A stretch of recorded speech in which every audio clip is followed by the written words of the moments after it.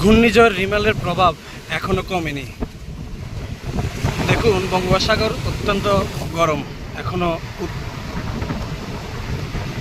ঢেউয়ের অবস্থা দেখুন, উত্তাল রয়েছে বঙ্গোপসাগর।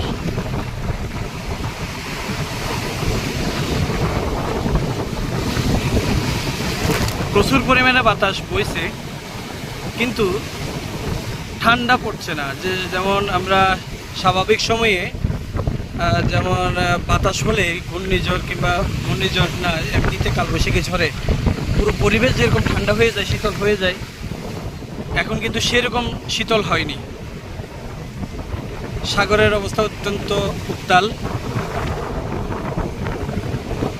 আমরা এই মুহূর্তে আছি পতেঙ্গা সমুদ্র সৈকতে।